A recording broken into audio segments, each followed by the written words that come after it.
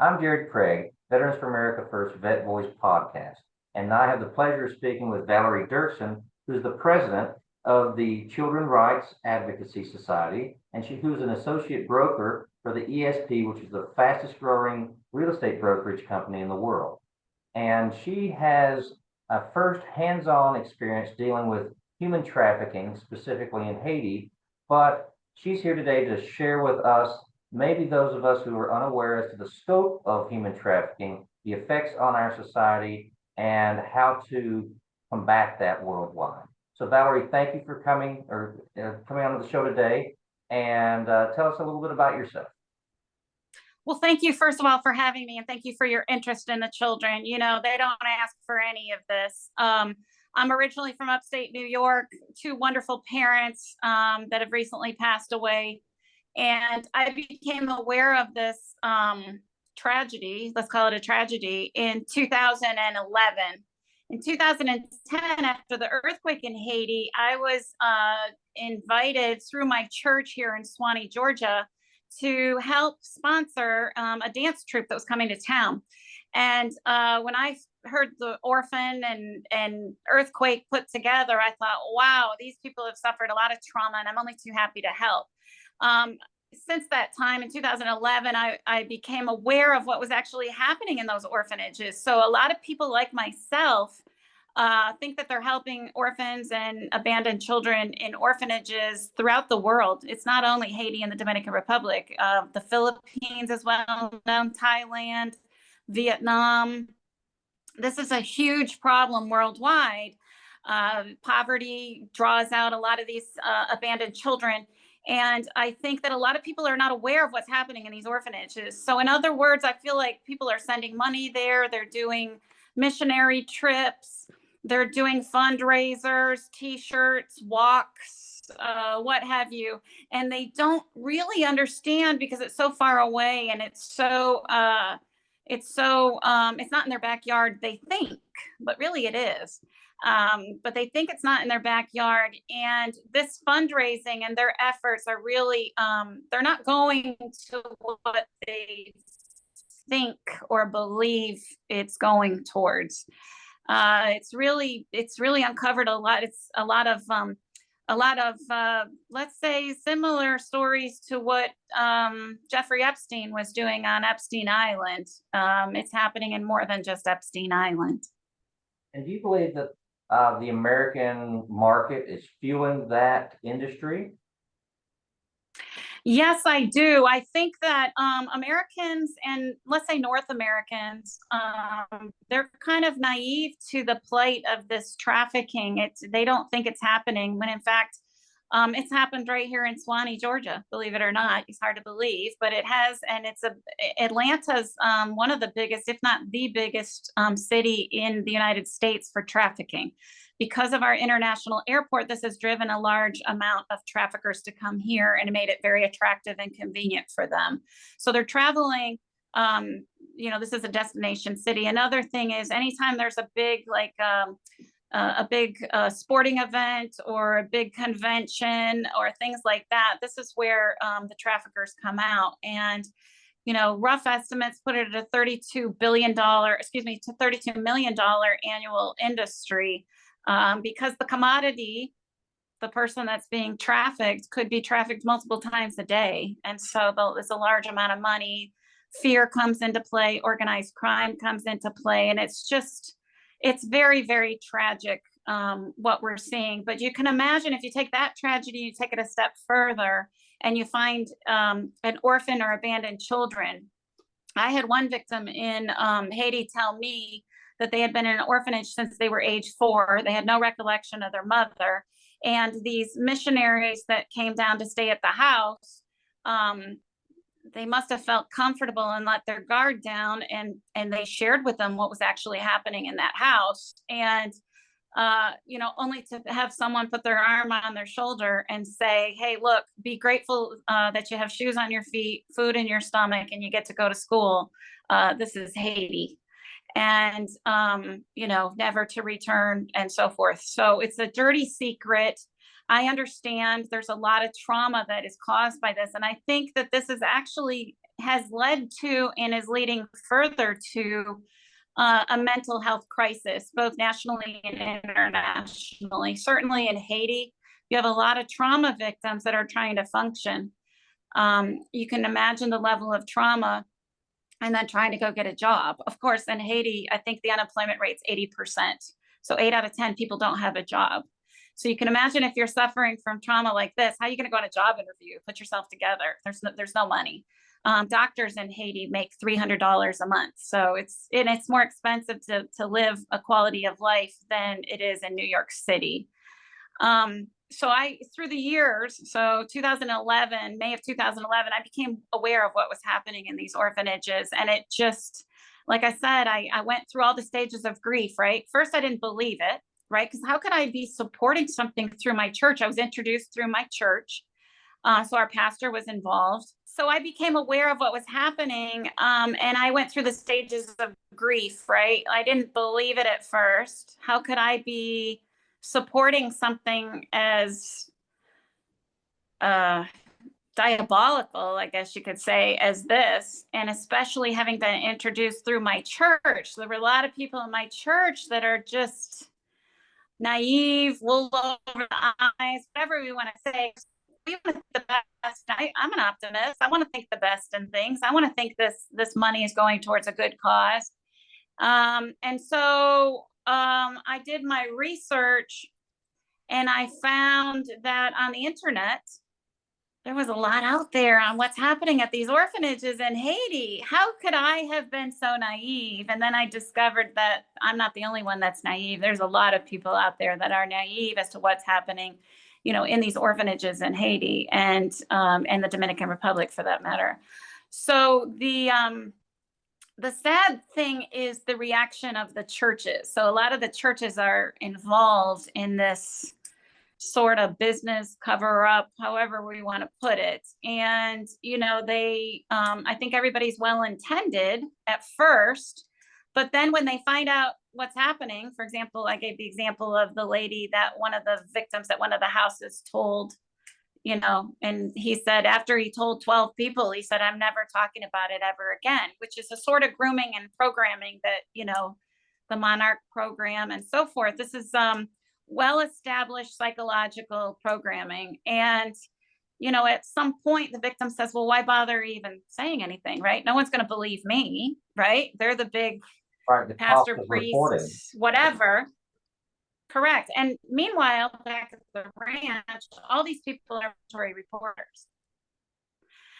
So no one wants to talk about this, right? It's a very dirty secret. And as I said, I went through all the stages of grief. How could I be so ignorant to not see this? Why didn't I do any background checks on it? Well, they're really good. They pull you in through the church, and you trust your church, and it's your pastor, and he's a doctor, this, that, and the other thing, right? So why question it? How I couldn't in my wildest, I don't watch scary movies, right? But it's kind of like the emperor's new clothing. It's happening. And then they say, hey, the emperor has beautiful clothes on. And then you don't want to say the emperor's in his underwear, right? You don't want to be the one person that steps forward and be the spoiler, right? You don't want to be that person. Well, Valerie, and so, in your experience, it's sort of like go ahead. I was going to ask, in your experience, when the different church leaders or the organizations that have good intentions find out about the true channeling of money or resources, that they continue to provide money to these organizations that have been shown to perpetuate human trafficking? So I discovered through all this that the orphanage, let's call it the orphanage business in Haiti, is conservative estimates at $3.27 billion annual business. And I'm going to call it a business. You have most orphanages run also as a guest house. So imagine you have an orphanage, you're Joe Smith, who runs an orphanage in nondescript city in Haiti, right? And you 3-4 times a year, you have groups of mission trips that stay there from a week to 10 days, might have 20 children with 3 or 4 or 5 chaperones, right? They might stay at the house. Well, each night that they stay at the house, it's $50 to $75. Okay. And the house is already paid for by a fundraiser here in, let's say, North Carolina or Georgia or Arizona or Iowa. Okay. And so they're getting the overhead paid, plus they're getting that. And when these mission trips come down, they always say, what? Hey, what can we bring? Our congregation wants to send deodorant or books or sneakers or backpacks or what have you. And a congregation, like some of these orphanages only have 15 to 20 young men in them. Okay. And so your congregation collects 50 backpacks. So what happens? The backpacks end up at the market to be sold. So little old lady who ran out to Walgreens to get the backpack to bring on Sunday for the donation, did she know that it was going to the market to sell? Wouldn't it be easier just to give her the money? You know, it's a bad circle. It's a vicious cycle. And unfortunately, my experience through the years is that everybody knows about it, and it's the dirty little secret no one wants to talk about. Now, are you familiar with the group called NAMBLA? Unfortunately, I know who they are. NAMBLA is North American Man Boy Love Association, and it is an advocacy group that wants to lower the age of consent. So in other words, it's perfectly fine to have an 8-year-old boy hook up with a 40-year-old man because it's love. In that, therein lies a lot of what we're seeing currently. So along with that advocacy comes things like they don't like the P word, pedophile. So pedophile now should be referred to as a MAP, a minor attracted person.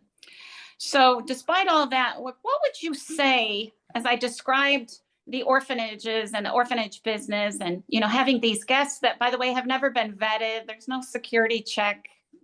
If you were a pedophile or a predator, isn't that where you would go?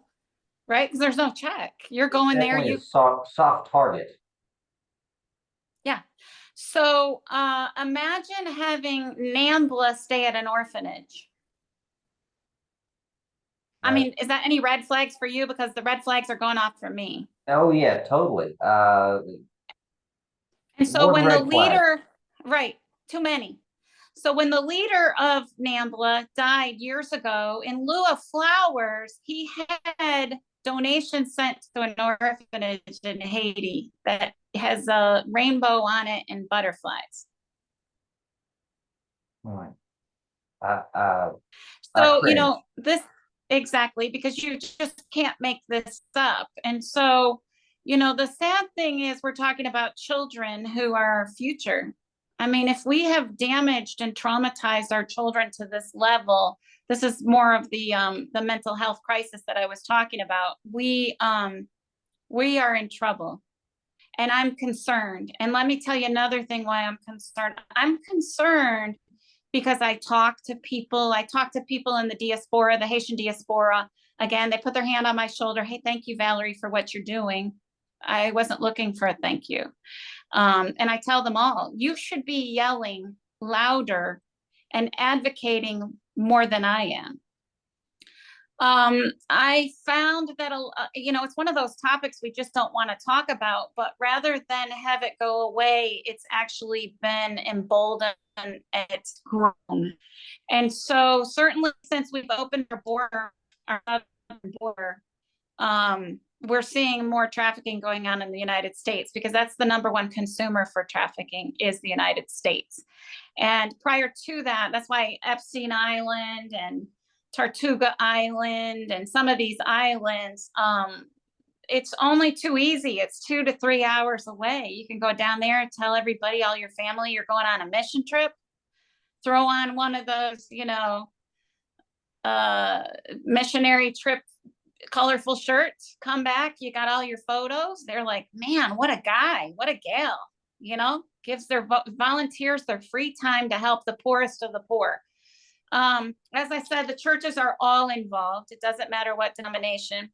some more than others. Certainly the Catholic Church has been known to send their defrocked priests down there. Defrocked priest, I don't know if you're aware of what that is, but it's someone who's been asked to leave the clergy because of inappropriate behavior. Let's just leave it right there. And so they're hanging out down there and where there's no police, there's no government, there's no functioning government. You have a 0% prosecution rate. And you have the largest group of NGOs that just collectively hang out at the Marriott and are life is good, you know, because they get a nice expense account to say that they did all this great stuff. But the machine is poverty. Poverty's running all this. The UN's involved, and we're talking not small amounts of money. We're talking large amounts of money. So would Haiti be a sanctuary? Is that what it seems like, a sanctuary for the harming of children in orphanages?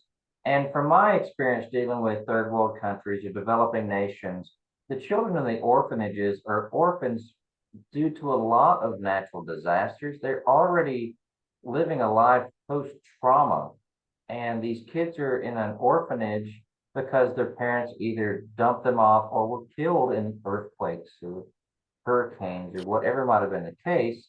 And what other countries are we looking at that might also have sanctuary style policies? Well, Haiti and the Dominican Republic is pretty good. The Dominican Republic has tried. Haiti is pretty much the male side of this, and Dominican Republic is the female side. So some of my victims that I advocate for have managed to get to the Dominican Republic and have nice jobs and whatnot. And they've told me as bad as Haiti is, it's very bad in the Dominican Republic because prostitution is legal. However, in order to be a prostitute, you have to be 18, age of consent. And so, you know, you have brothers prostituting their sisters and so forth because the family needs money. So poverty is what drives all this. But one thing I want to point out is a lot of these orphans are not actually orphans. They have at least one parent. But the parent is having trouble being themselves, which is hard to believe because you have these large NGOs like Feed the Poor that have these warehouses full of food. And if you're on the team and in the club, you know, stuff seems to be there. But if you're not, you know, you live in scarcity. And it's just the poverty is just, it's debilitating. And that's where these types of predators set up shop. And I think there's some well-meaning or well-intended, you know, mission groups that think they're making a difference. But, you know, going down to a third world country to paint a wall or paint a building is taking a job away from someone there. Wow. And these mission trips are $3,000 to $5,000. You're not creating any jobs. In fact, you just took one away because you're painting something. You know, economic development is the way. You know, there's nothing like having a job, a family, keeping the family is the best place for a child to be raised, period. No institution, a family.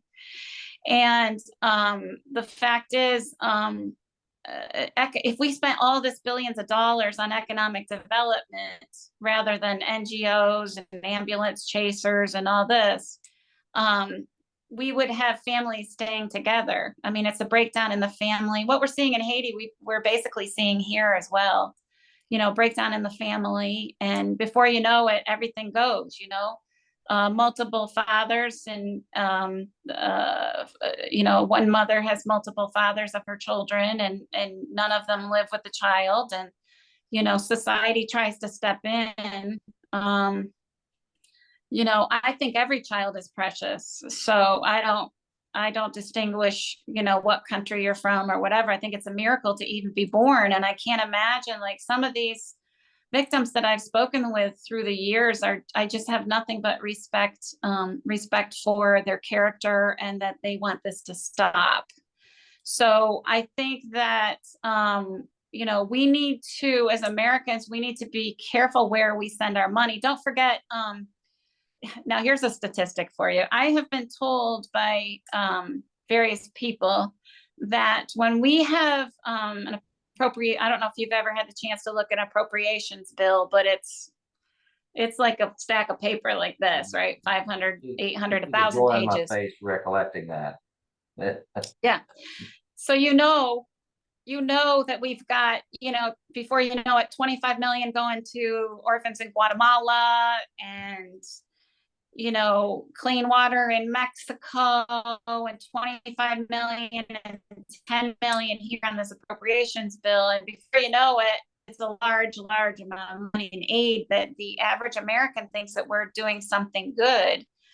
I've had people in the know, a lot of them tell me that a large portion of that appropriated money stays inside the Beltway.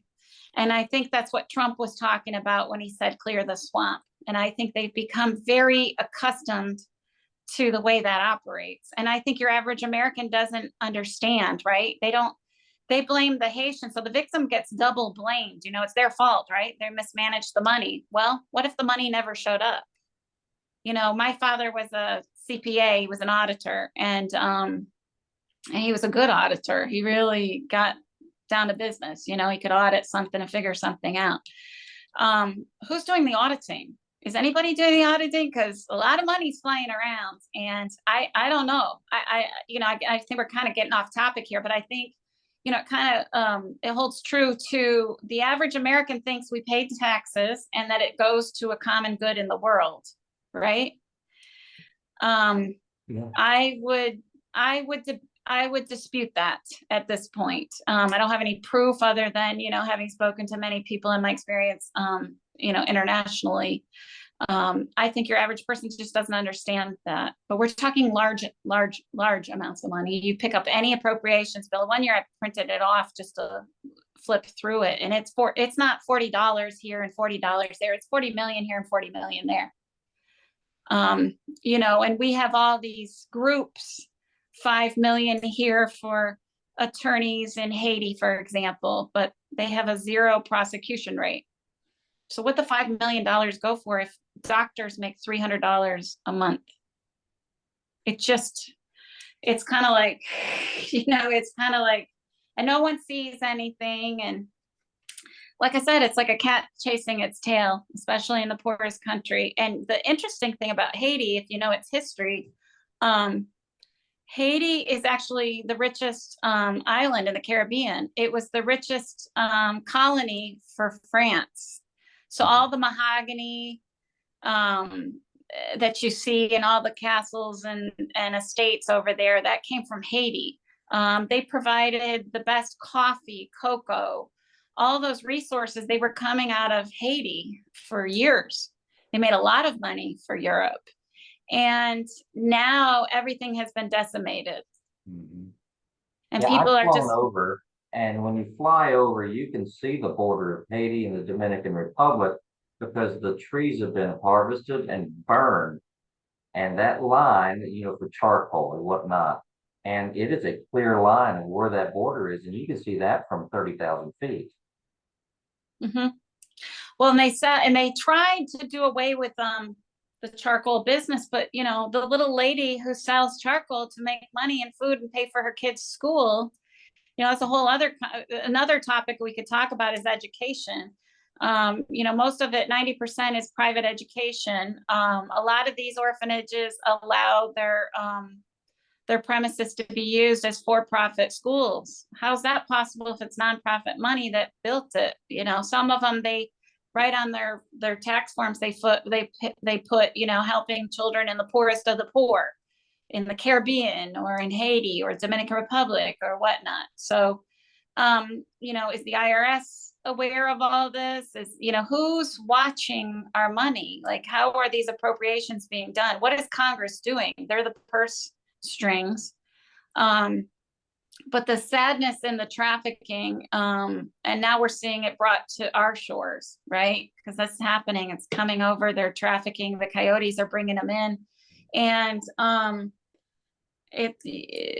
children are with people that are not even their parents.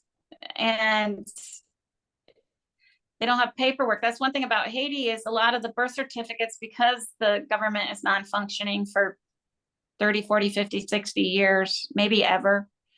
Birth certificates are questionable. People are afraid about their identity.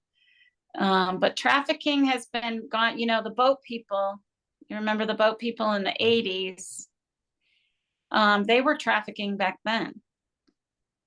Now, the trafficking that you kind of referred to, it seems to infer that they're in the sex trade. And what types of, to your knowledge, groups are coming down? You mentioned NAMBLA. You talked about the defrocked clergy members, but are there other organizations that could be confronted here in North America, America specifically, to be called out and to be exposed for their trips down there, for their funding down there, or their even money laundering?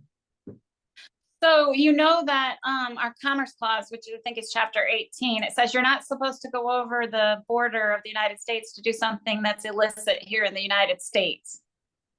Right. And there, like I mentioned, Doug Perlitz, he was running a place with Fairfield University out of Connecticut. And they just settled that case, I think, with Monsignor Carrier, with the Order of Malta.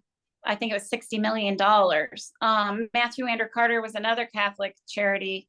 Not sure what order he was involved with, but he's in jail for 135 years. So egregious crimes that they have been able to prosecute. They prosecute usually out of Florida, South Florida, because that's the port of entry. But these take a lot of money to prosecute, and it's very hard because there's so much money.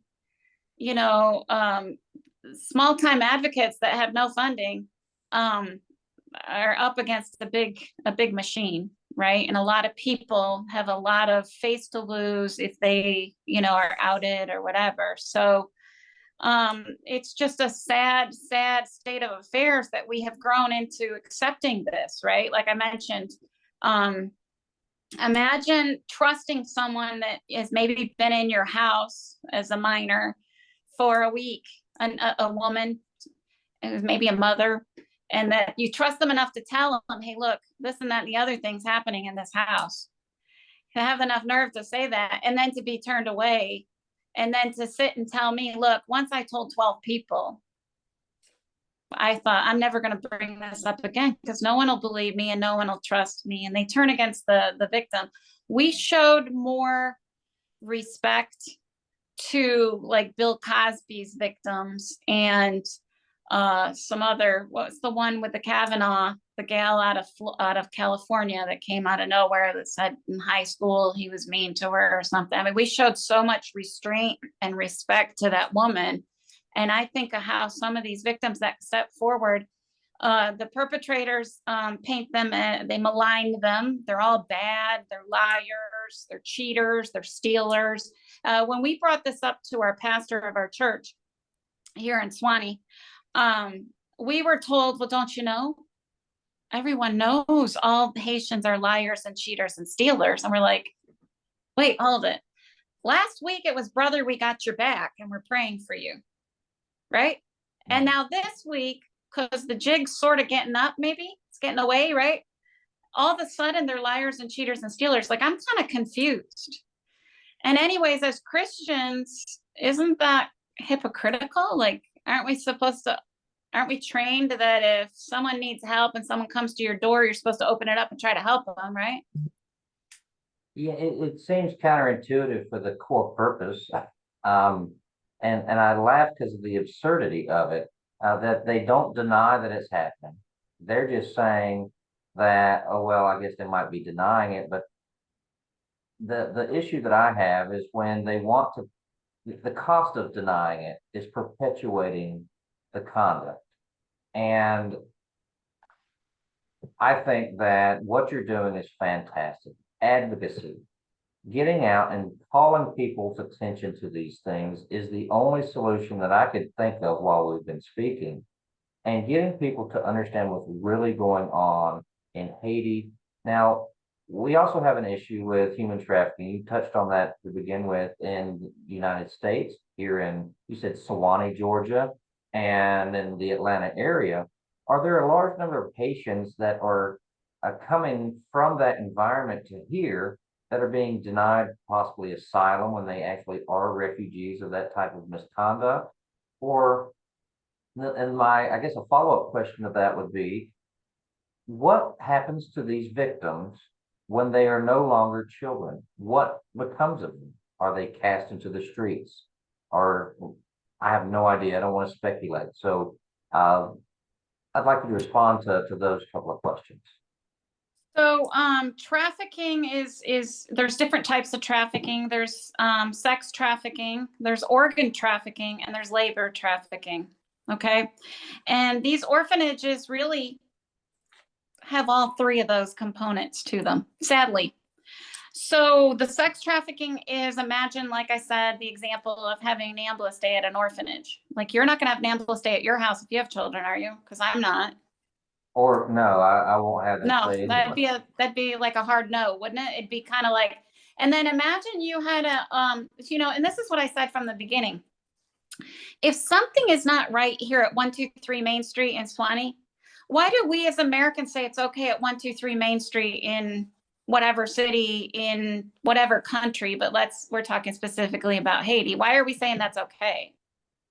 Like, that's one thing that I, from the beginning with this pastor in particular, came to my home, you know, and, this is someone that I thought I respected, right? His whole handling of it was not respectable. Do you think it's because they have this sense of respecting it as a cultural trait, that is just part of that? Because I deal with very high conflict cases in my litigation practice. And there are sometimes callous people, or people become desensitized out of a sense of, I don't want to be seen criticizing any other group for anything that they could tie to a cultural trait. Not that I think any national origin should, or country or ethnicity should be tied to slavery or sex slave or human trafficking.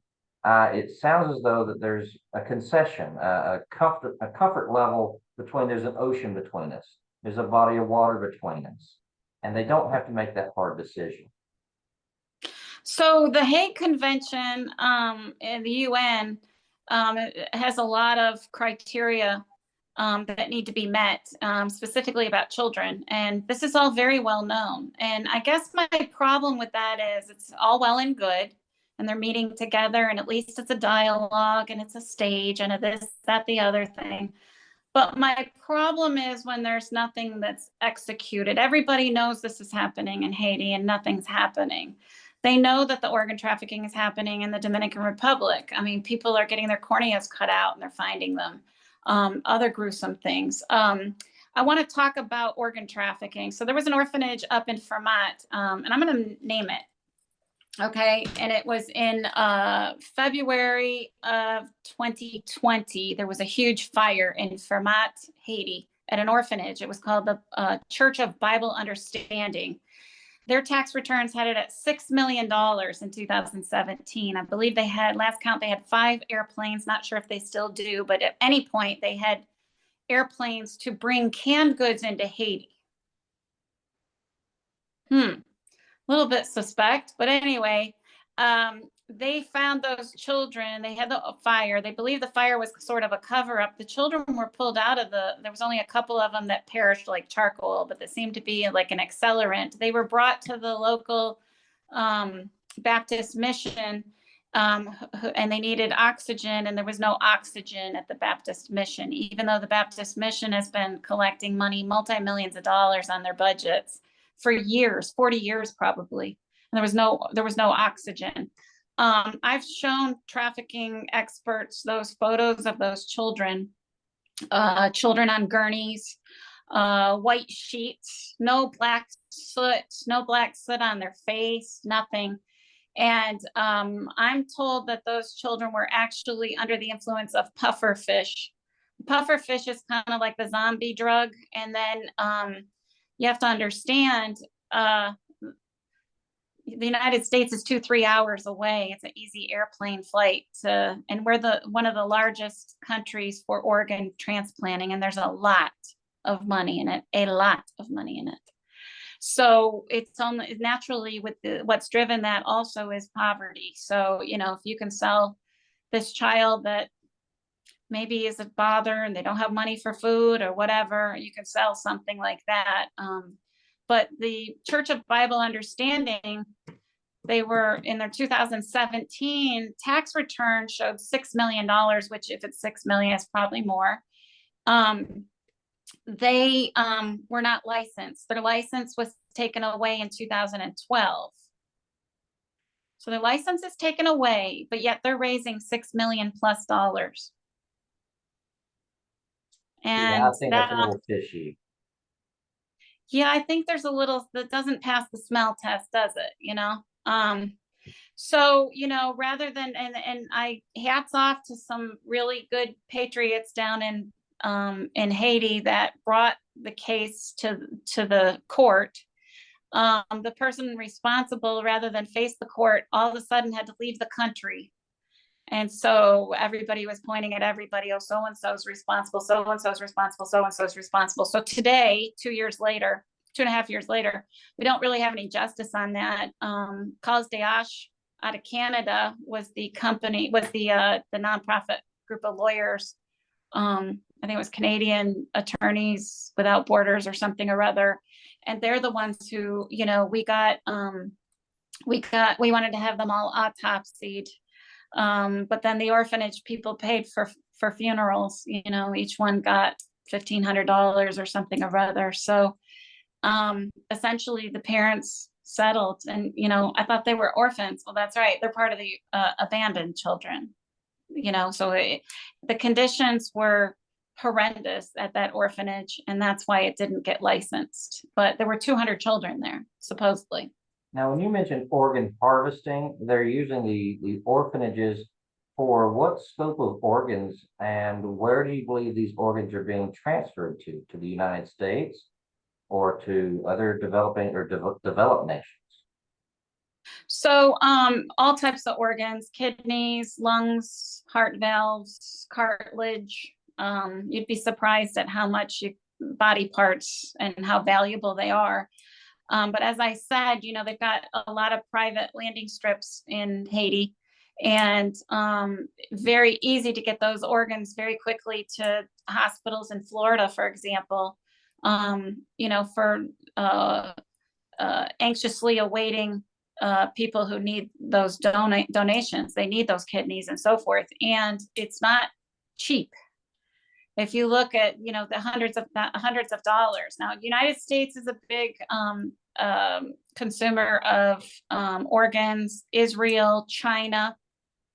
China is known to use organs of prisoners, because of lack of respect for life. So, these children just have it against them. The odds are stacked against them. That's why I think they're all miracles if they survive, through the years. But you asked me about what happens to them after they age out. So most students in Haiti do not graduate on time. So they don't graduate at 18. They're some of them could be 22 to 25 and still in high school, believe it or not. And high school is actually, they get it's a French system, and they graduate with something like it's an international baccalaureate. So it's kind of like, it should be like a 2-year degree. You take a final exam, like an SAT, and it's very hard. And so a lot of people fail it. And when you fail it, you have to go back and, redo, and it takes a lot of time. So a lot of these orphanages, they're getting out of high school. The one orphanage that it comes to mind, a lot of the directors, one of them has a 4th grade education, but because he's done what the director wanted, he finds himself in a very profitable position. Security guards and so forth. You can imagine just let your imagination go wild as to what you would need to do to get on someone's good graces. And if you were previously groomed or programmed, you can only imagine as an adult what's going on. So again, very well established and well known as to what's going on. The problem is there's just no really place to report it. Bien-être social is a social services in Haiti. It's run by a lady, Madame Villadouin. I think she was Miss Universe at one time. She's a lovely lady, and she's done her level best to try to make some difference. But I met with her. She said that, Valerie, the problem is, if we close one down at 123 Main Street, they just go around the corner and they open it up under a different name, and they have that money. And she says, I don't have the money for my operation, and she does the best that she can do. But don't forget, we're up against some bad guys. One orphanage had the assistant director's gun had a gun that was unlicensed, and it was used in the commission of a crime in another city where the gun was used to shoot and kill 2 police officers. Believe it or not, he still has the title of assistant director. Another in Wow. that same house, the director was walking down a main street, one of the main streets, and he pulled a machete on one of the victims that had been testifying about what was going on and what had happened in their younger years. And he pulled a machete on him. I mean, police reports, he was arrested, no prosecution. He's out walking around. And in fact, he's the director of that house. So our nonprofits up here in the United States are supporting all that operation. Well, I have a question. Are there any candidates or people that are sitting in Congress, House, Senate, state, or federal level that have taken this as a project to hopefully stop this, to educate the people? And are there any people that you're aware of that are on board with your advocacy? So Rob Woodall, our congressman here in Swanee, he is a nice, good guy. He was met with him several times. He was very instrumental and very helpful through the years with my advocacy, and always very interested. He's a good family man, and we miss him here in Gwinnett County, I think. So he was very helpful. And Johnny Isaacson, before he died, he called on the U.S. Embassy to be audited, because a lot of things are being approved and sorted out at that U.S. Embassy. So the State Department is aware of all this, right? And so, because we have American bad actors that are going over our, Wow. so Johnny Isaacson was very helpful. Yes, he's a good family man. He used to be my broker way back in the day. So he was very helpful, and I appreciate his help and support. Outraged, they were just both outraged. Aside from that, I love that Trump tried to raise awareness with this. His daughter was involved and so forth, and that was really great. But for our victims to see that there's a big party going on at the White House to commemorate advocacy is a little bit much. If there's only so many dollars, like, what are you doing to help the victim to get education, to get counseling or whatever? Wow. And see, that's what I always have tried to do is, education's everything. Just having someone to listen to you. And these victims, they're needy. They have, they've got abandonment issues that they deal with. You can imagine being institutionalized. So that's part of my advocacy, and I've done the very best I can. I think I have a very good record. I've had several of my the people that I've advocated for have graduated from high school, gone on to college, graduated from college, and that's just little old Valerie in little old Swanee. So if I can do it, I'm sure there's a lot of people that could do it bigger, better than I could do it. But I'll tell you, the aid and so forth, USAID, goes to the big names inside the Beltway and some of the bigger names. Like I said, the Calico Beach. One thing these traffickers like to do is they like to go on like Super Bowl weekends. There was a case in Haiti at the Calico Beach. You can look up. Which I think is now owned by the Hiltons, a very nice area. And they rounded up kids off the street and said, hey, you want to go to the spa for a day? Like, who would turn that down, right? I mean, like, no one. And they had some bad actors come to Haiti off the coast there at the Calico Beach. And I know some police officers that were there for that raid. And the Americans and Canadians were allowed to leave. And the only people arrested were the Haitians. And to this day, I mean, I know who it is, but only because I know who was there. But Um, no names are mentioned. No one Well, talks about it. well, I'll tell you that what you're doing, you're probably one of too few people doing it. And I think getting out the word, advocating, doing the good work, it's a breath of fresh air to know that there are people like you, but we need more people like you. How, if Yes. someone wanted to volunteer or assist you or donate to your cause, how would they go about doing it? Well, we have a website. It's www.icras8.com. I used to give my cell phone out, but I'm too busy. I can't be taking all those phone calls, so I don't do that anymore. So best thing to do is to email me at Val cells SELLSATL@gmail.com, and I answer all emails or text messages that I may get. But it's important, share this information. I would love to talk to anybody who wanted to make a difference. We've got a lot of these victims. Sometimes they just need someone to kind of take them under their wing. I had one that just graduated for the first time, super, super proud, with his international baccalaureate, which is just totally a miracle. And I mean, I've told people that are attorneys, and they said, sometimes people take it 3 times. I said, God is good, So, and he's got a lot of aspirations. Every one of the victims that I advocate for, I'm just super, super proud of, and they all, like anybody else, have dreams and aspirations, and I would love to help them, go from victim to survivor. Obviously, it's going to be hard to have peace for any of these people without justice. We're not going to be able to get that unless we get some justice, and there needs to be more prosecution. Our Department of Justice and Homeland Security, I think it's 90% great people.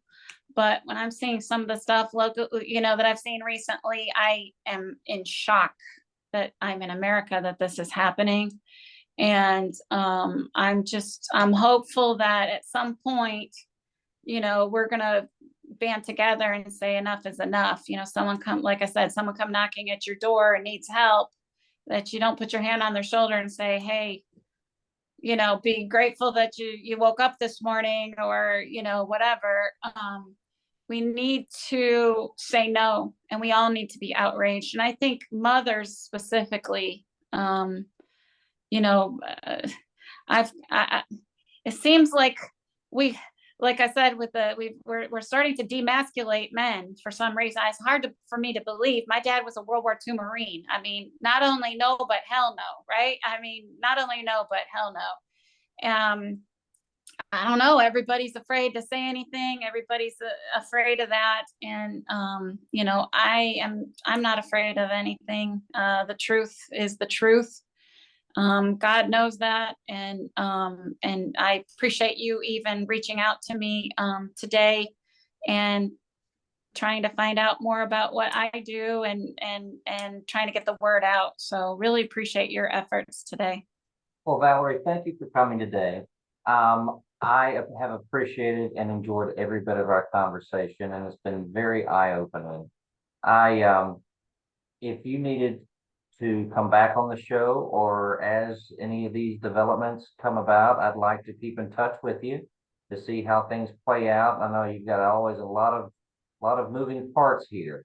So Yes. I hope that you get the exposure to the issues and hopefully some contacts and resources coming your way to keep up the good fight. So thank you very much for your time, and we'll be in touch. Thank you so much. Have a great one. You too. Thank you very much. Mhm.